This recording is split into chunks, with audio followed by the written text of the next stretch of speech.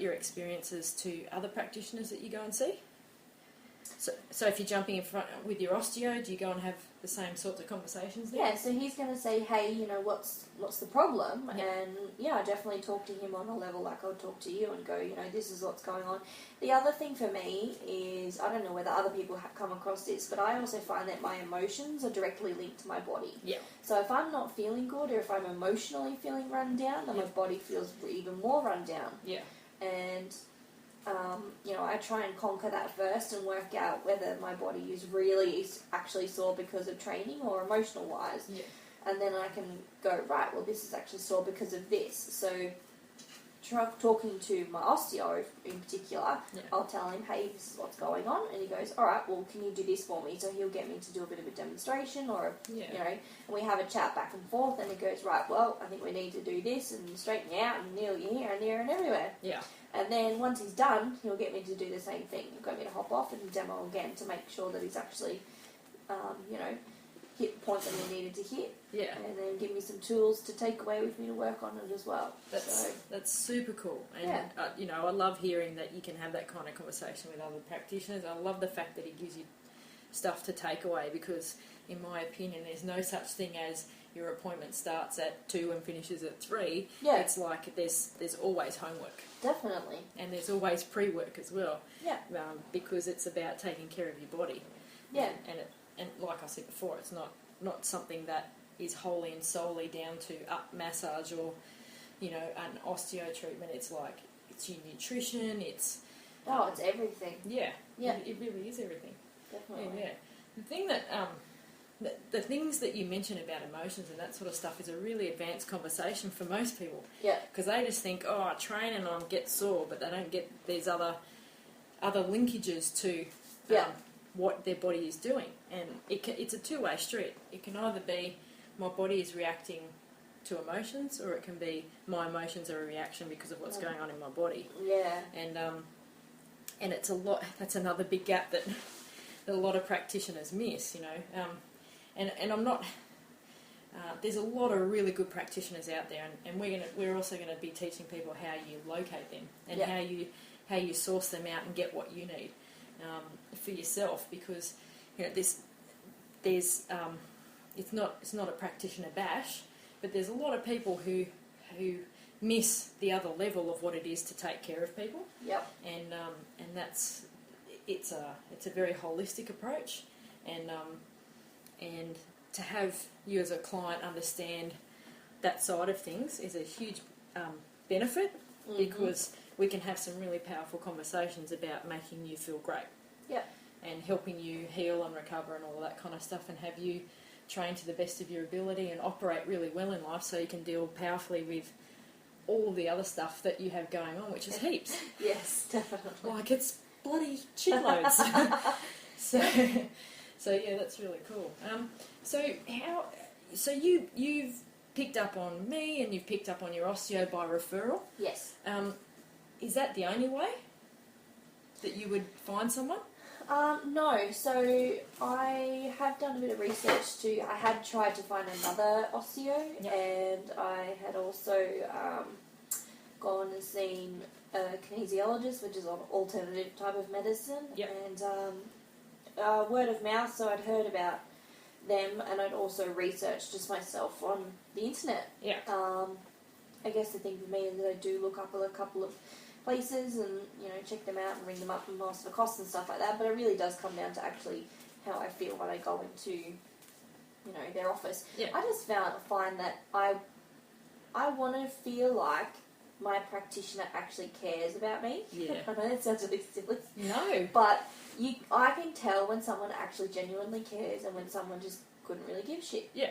And when someone looks at you as a paycheck? Yeah, or a step towards paying the rent. Yeah, basically. Yeah. Just like, oh, how can I get this person out as quick as possible so that I can get the next person in? Yeah. You know, that's not a nice kind of interaction for me. So, yeah, I've, and I think that's where I probably go with the referral factor, because I would like to know that people have had a good experience with them. Yeah. Because, yeah, I've definitely been to places where I haven't had a good experience and I don't go back. Yeah. I'm going to go and try and find another one. Yeah, it's extremely important, and I've got a whole conversation around referrals and stuff. Like, there's so much coming up for everybody that that we're going to be talking about, and I'm really excited about this coming year because of what we're going to be doing. But around referrals, it's like, notwithstanding the fact that someone has said to you, hey, go and see this person, there's still an exercise in you making sure that they're the right person for you. Yeah, definitely. Yeah. And have you gone to a practitioner and gone once and moved on? Yeah, definitely. Have you ever felt the pressure to stay with them? I had a bit of an issue with my osteo because he was at a different location, and there was a bit of a hiccup with that. Yeah. And once I actually worked it out, it wasn't him. It was just the location that he had his office at. And I didn't actually have a problem with him in particular. Yep. But yeah, just the way that I'd been treated actually by his receptionist. Aha. And I was like, I don't really like how this is going. I like my osteo, but yeah, I just didn't like the interaction that I'd had with the lady at the front counter. Yeah. And, which is a huge part of it. I yeah, mean, definitely. They're the people taking your money. They're the people setting up your appointment. Yep. Yeah. So, yeah. But I've found that with general GPs. Yes. Yeah. I just can't find a decent GP, and I've been to so many different ones. I go see one, I'm like, no, don't like you. All right, then I'm go to the next one. Well, you're gonna love our episode around selection and dealing with those kinds of things, because it's I've worked in medical centres. Cool. From the administrative point of view, and also from a practitioner point of view as well, and utilising their services. So it's really something that a lot of people experience, and that's part of why Club Rehab exists, because we want to educate people on how you deal with that, because it's there's a lot of people missing out on what they need, what their bodies need, and it often leads to them not continuing with movement. Yes. And to me, that's heartbreaking, because movement is so critical, and taking care of clients and that kind of thing. I come from a unique perspective in that I'm qualified as an exercise scientist, and I've done massage and reflexology for 20 years now, but I'm also a qualified solicitor, so I get to appreciate what it is in dealing with finding the right people for what you need, and also the whole client experience as well. Yeah. And I can't, because my passion and my whole love is about people and movement and them being healthy and moving well and enjoying life, I can't stand it when someone is impacted by their experience with their practitioner so much that it stops them from choosing to move. Yeah. And that, it's a super critical conversation. And yeah, it's hard though, because if you do have a bad situation or a bad instance, you kind of don't want to go and find someone else, or it's that whole scary thing of, oh God, now I've got to go find someone again, and then I've got to explain my situation over to them, and it's all just it's just starting anew, and sometimes it can be a bit of a battle, but you really need to do that, because you really need to get what you want. Yeah. And, I've been in situations where the person I've been seeing it hasn't worked out for whatever reason, and it's like, damn it, they know exactly what my body is. Yeah. And then there's the other side of conversations where it's like, you can have a powerful conversation to recreate that relationship. Yeah. And go back and use them again. Yeah. Yeah, so that's always interesting. Mm-hmm. Yes. Well, we're running close to time, but I will ask you a few more questions. Cool. Do you think there is an improvement in you now that you get treatment, now that you get it regularly and you get what you need? Do you think there's been an improvement in you and your Definitely. As I said before, it's also listening to my body. So getting that, I was actually able to go, oh my God, I'm sore. Not just, I'm not going to listen to my body, I'm just going to keep going. Yeah. And, now I can go, right, I'm really sore. And I think it comes up to the point, like it gets to the end of the fortnight, and I'm like, oh, I really need a massage. I can really do with one right now, I'm getting really tight. Yeah. So, I definitely do notice that it relaxes me and it cools my muscles down and, recoups me, for a really long time until I come and get another one again. Yep.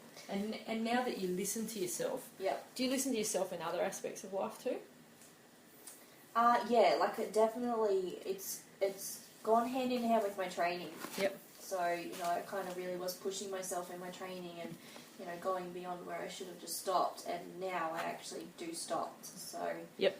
I have definitely learnt a few lessons along the way around that. And that's that's a sensible stop. That's not a pussy wimp out stop, is it? No, definitely not. Like, yeah. I know when I need to push on, and yeah. I know when I need to go, okay, that, I've had enough now. Like, I tested my overhead squat twice this term. Yeah. And the first time I was having issues just getting an overhead, and then the second time I went to do it, I was having someone help me, yep. but I got to where I was about to PB, and I tried it a couple of times, and I just went, I just need to stop. Yeah. I knew the reason why I needed to stop. It wasn't that I wasn't physically able to, stand up out of the squat. It was that I was having problems holding the bar over my head, yeah. which is something that I need to work on. And, I obviously communicated with my coach about that, and he goes, right, well, we'll give you some stuff to be able to get stronger yep. in the overhead position. Yep. Because that's what I needed to work on. So yeah. Awesome. So avoided injury. Yeah. Oh, definitely. And answered what your body requested, which is, please help me with my overhead squat position. Basically, yeah. Like, it wasn't that I didn't have the power to get out of it. It was just that I was having troubles holding that much over my head. Yeah. Yeah. Yeah, cool. That's really sensible.